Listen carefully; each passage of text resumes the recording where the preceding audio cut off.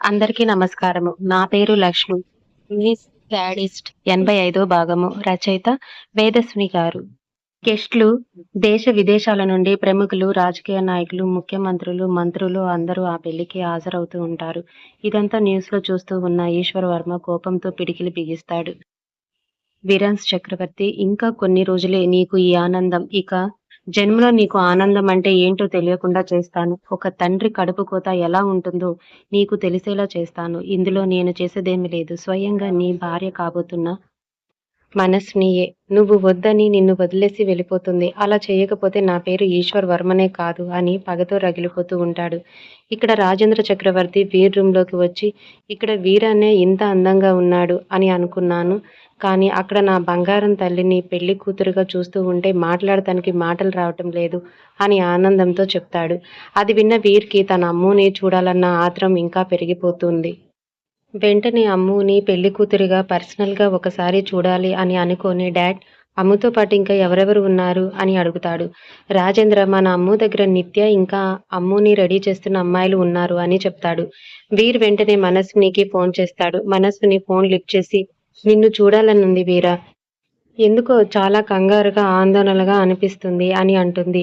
వీర్ వెంటనే మనస్విని దగ్గరికి వెళ్తాడు. మనస్విని మిర్రర్ ముందు పెళ్లి కూతురులాగా తలపై నుండి మేలి ముసుగుతో కూర్చొని కనిపిస్తూ ఉంటుంది.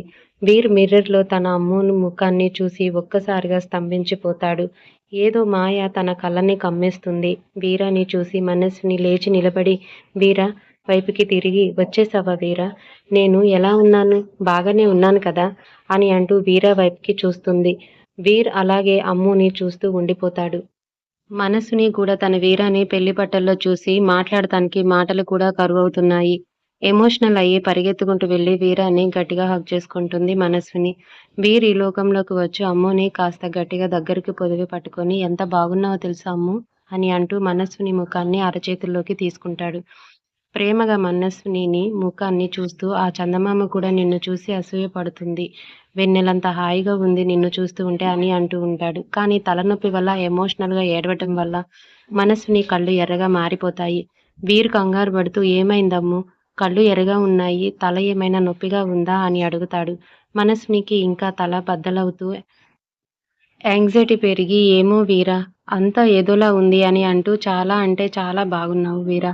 నా వీరాని మామూలుగా చూస్తేనే ఈ చిట్టి గుండెలో అలజడి చెలరేగుతుంది. ఇప్పుడు ఇలా చూస్తూ ఉంటే నాకు కూడా మతి గతి తప్పుతుంది. నా వీరకి ఎవరి దిష్టి తగలకూడదు అని తన కళ్ళకు ఉన్న కాటుక తీసి వీరకి దిష్టి చుక్క పెడుతుంది మనస్విని. వీరకి ఒక్క క్షణం తన తల్లి గుర్తుకు వస్తుంది. వెంటనే మనస్విని దగ్గరికి తీసుకొని తన గుండెలకు హత్తుకొని, చాలా సంతోషంగా ఉంది అమ్ము.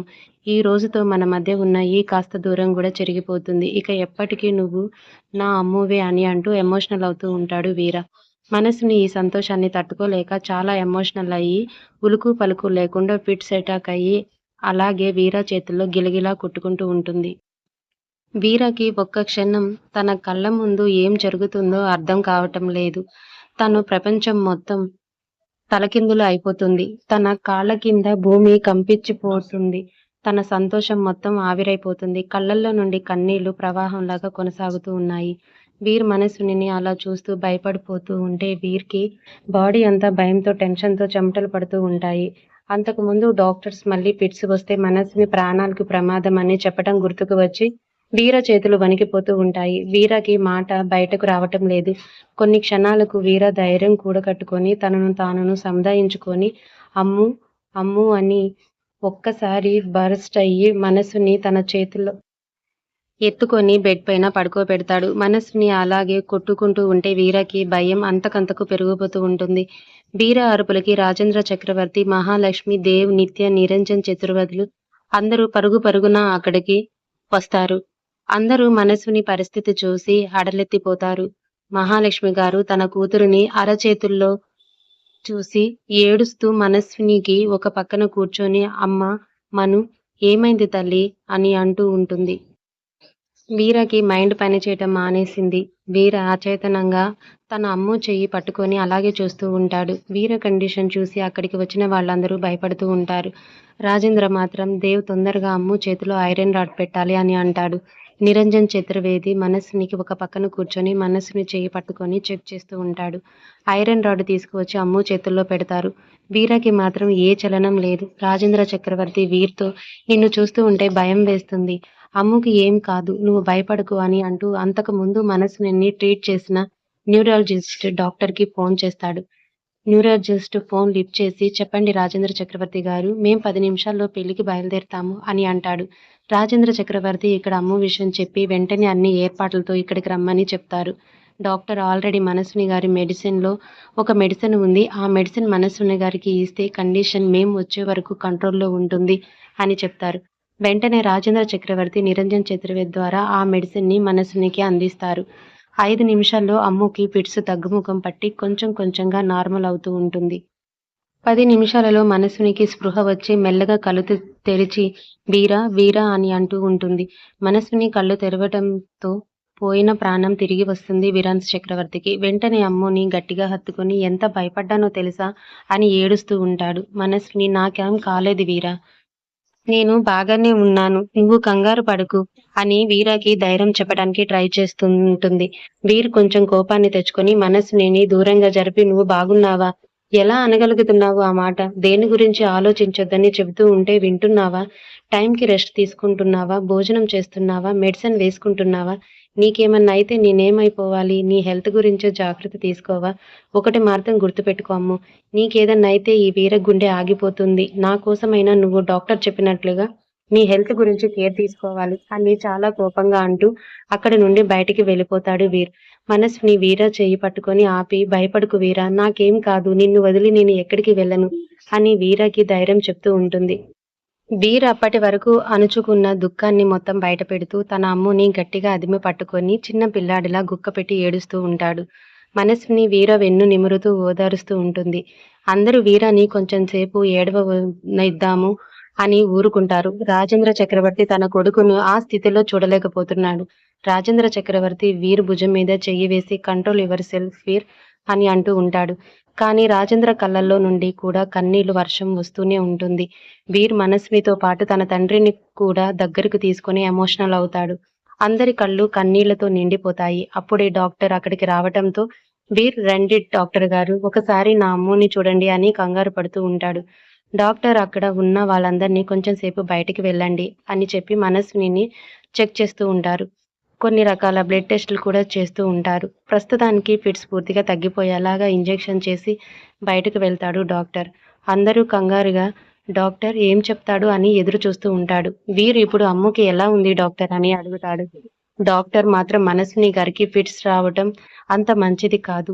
ఏదో అదృష్టం బాగుంది కాబట్టి ఫిట్స్ బాగానే తొందరగా మనస్వినిని చూశారు. మెడిసిన్ వేశారు. కానీ ఇంకొక 5 నిమిషాలు లేట్ అయినా మనస్విని ఇప్పుడు బ్రతికి ఉండేది కాదు. ఇక ముందు ఫిట్స్ వస్తే మాత్రం చాలా కష్టం.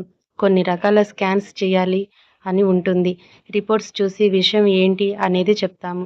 ఇప్పుడైతే మనస్విని గారి ఆరోగ్య పరిస్థితి కంట్రోల్‌గానే ఉంది అని చెప్తారు డాక్టర్స్. అది విని అందరూ కొంచెం ఊపిరి పీల్చుకుంటారు. మహాలక్ష్మి గారు మాత్రం ఏడుస్తూ నా బిడ్డకి పెళ్ళయ్యే అదృష్టం లేనట్టుంది. రాజేంద్ర చక్రవర్తి గారు. ఇప్పుడు ఈ పెళ్లిని ఆపడం మంచిది. లేకపోతే మనస్వినికి జరగరానిది ఏదైనా జరిగితే చూస్తూ చూస్తూ వీరిది జీవితం నాశనం చేసినట్టవుతుంది అని కన్నీరు మున్నీరవుతుంది మహాలక్ష్మి. మహాలక్ష్మి మాటలకు అందరూ ఆశ్చర్యపోతారు. రాజేంద్ర చక్రవర్తి మాత్రం ఏం మాట్లాడుతున్నావు మహాలక్ష్మి?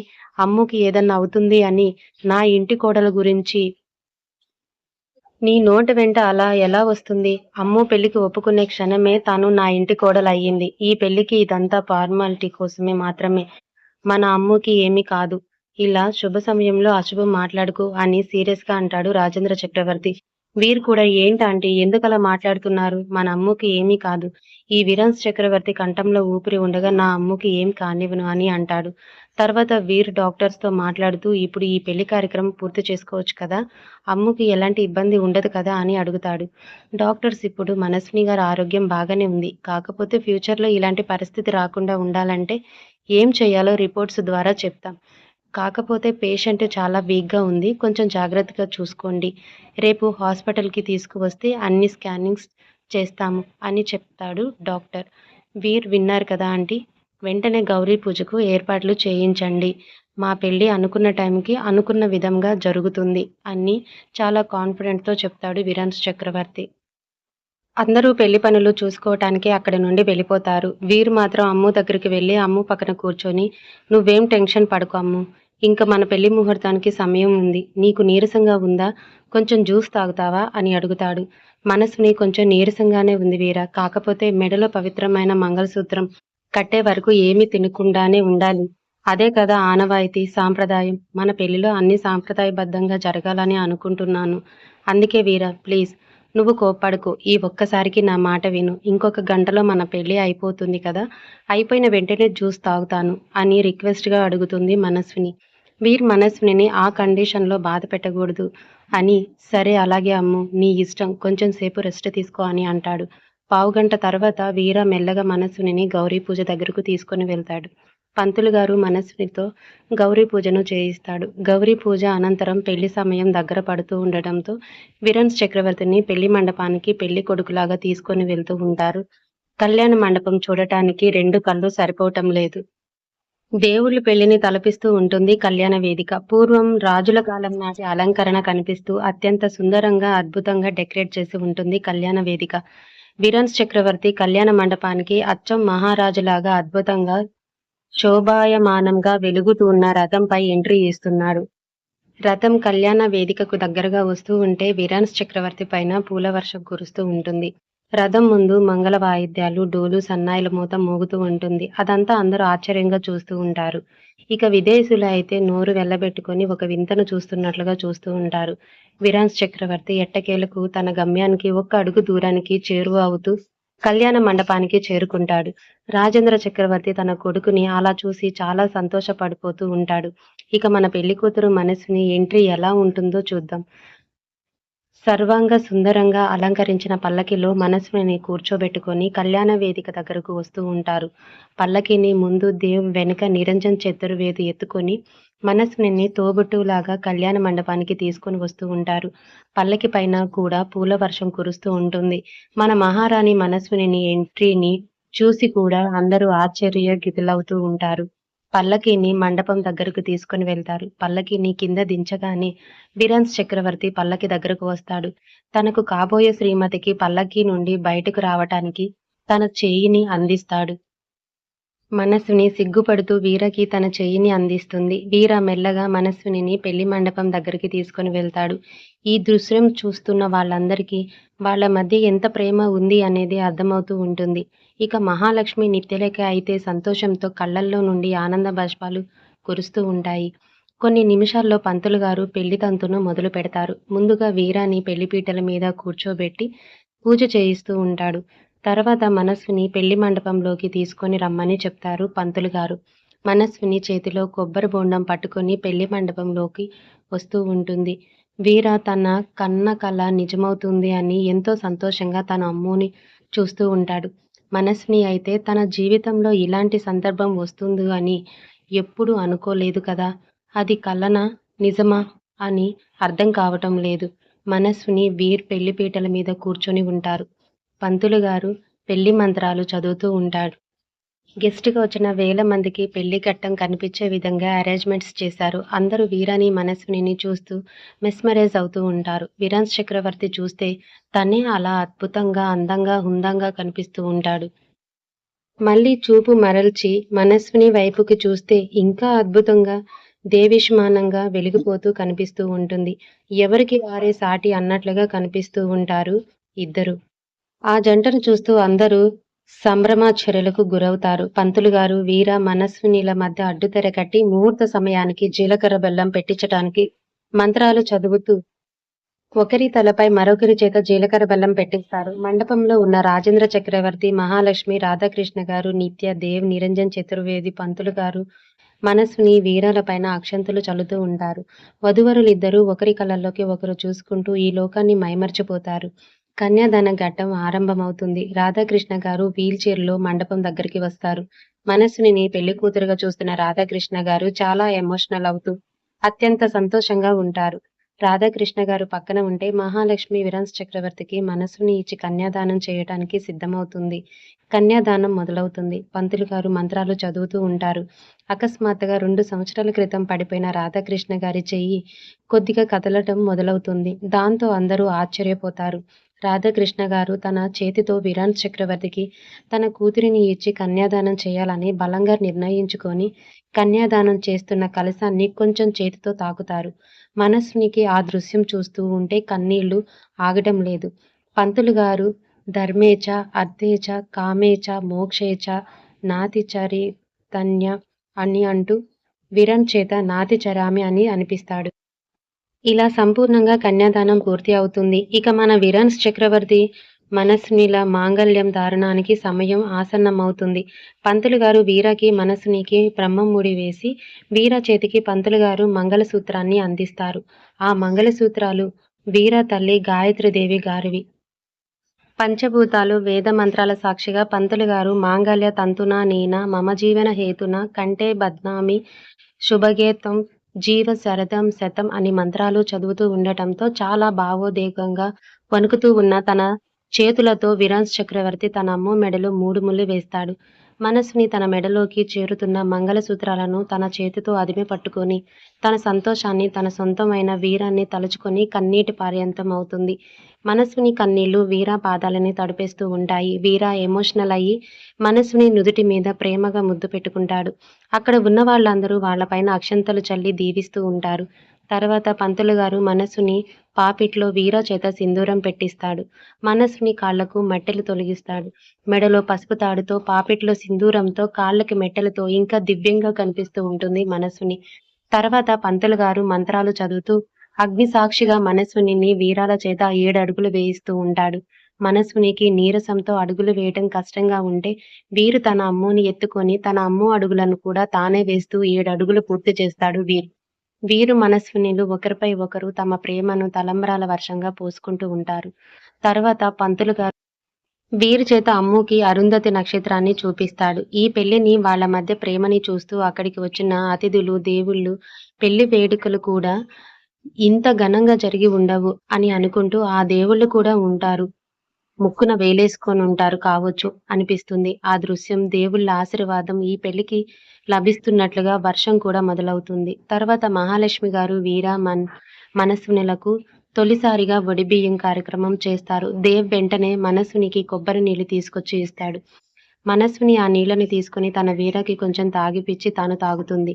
పెళ్లి కార్యక్రమం పూర్తి అవడంతో వీర మనస్వినులు రాజేంద్ర చక్రవర్తి దగ్గర ఆశీర్వాదం తీసుకోవటానికి కాళ్లకు నమస్కరిస్తారు. రాజేంద్ర తన 2 బిడ్డలను గట్టిగా హత్తుకొని చాలా సంతోషంగా ఉంది నాన్న.